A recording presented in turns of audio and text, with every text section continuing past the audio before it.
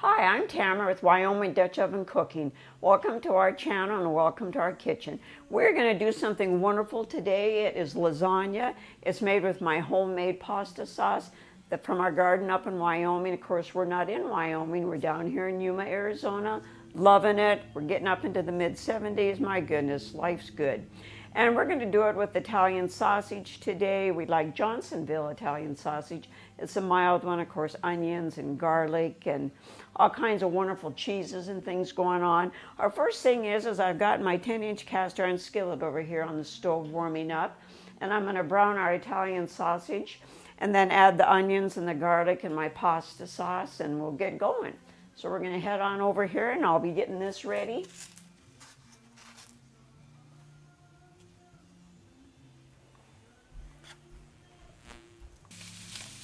We'll let that brown for just a bit and then I'll add my onions and garlic.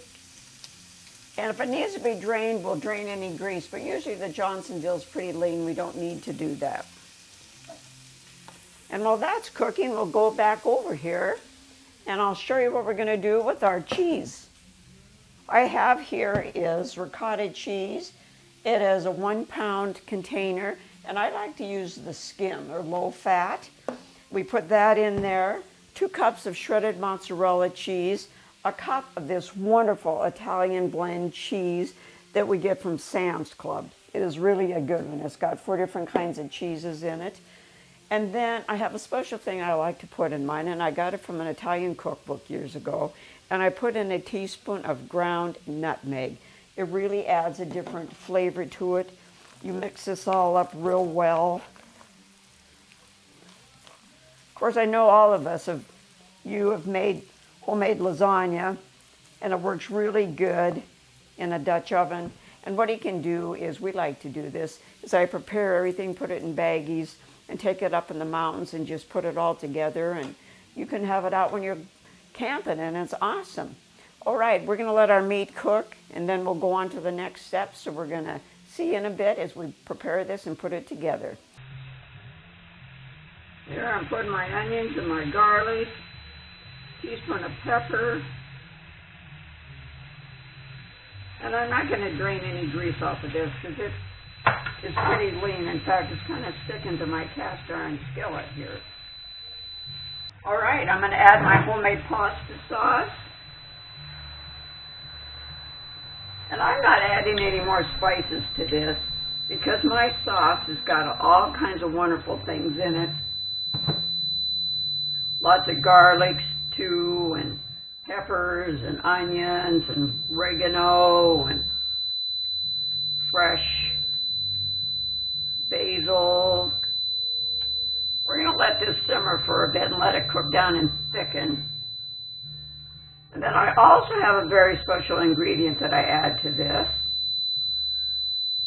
And I do cook with this a lot, and it's called wine.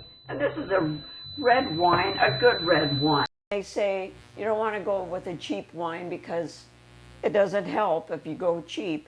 And this I'm going to pour in about a half a cup of a good red wine, and this is a Merlot. We'll let this stir together here and simmer it. As you can see, my frying pan's pretty full here, and it's got to cook down. Yeah, my husband gives me a hard time. He thinks I don't put it in my cooking, but I do put my wine in my cooking. Simmered on down and it's reduced, and we're going to go ahead and get ready to start putting things together here. I've got my pot holders. That's a very important thing. Cast iron is hot. There we go. What is absolutely wonderful, what we have nowadays are these no-cook lasagna, and they call them lasagna sheets, which I've always called them noodles, but they call them sheets. And what you do is, first I'm going to put a cup or so of my sauce on the bottom here, and I lightly oiled this Dutch oven just with all these cheeses to make sure nothing sticks. You want a nice layer of this sauce on the bottom. Even that out there. And we'll probably have about 3 layers. So I'm going to explain to you how you do the first layer, and then we'll do the same thing and repeat it. Okay, now on top of that, I'm going to put my lasagna noodles, and you layer them on here. And it doesn't have to be perfect. Of course, to make it fit, you're going to break some of these, and they break very easily. And put them along here. So you want your sauce completely covered.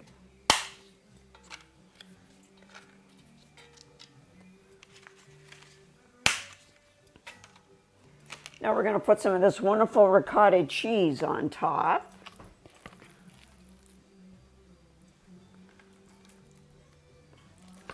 You know, if you're counting your calories, don't do it with lasagna, I'll tell you. Okay, you put about that much on there because you want to kind of even this out. Spread this out the best that you can.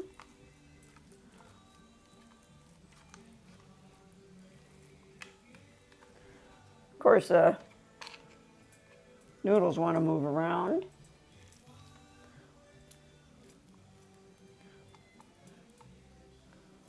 Okay.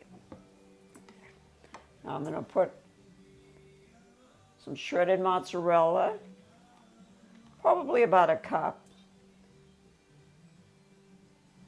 You put as much cheese or as less cheese as you want.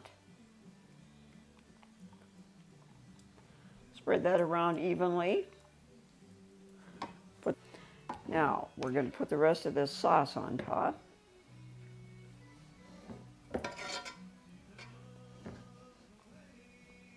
Doesn't this look wonderful? Oh my goodness, and the smells are incredible.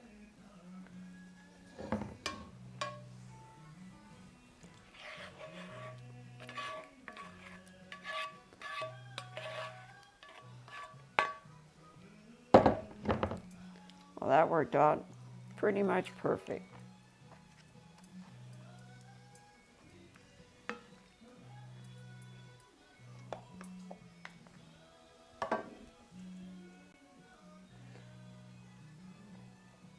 So you grate about 4 cups of the mozzarella cheese, and it works out pretty good. I've got a little bit more here because my wonderful husband, I just told him to grate the whole block this morning, and he did. It's wonderful to have a backup help. There we go, perfect. Now we'll put the lid on, take it outside and bake it for 350.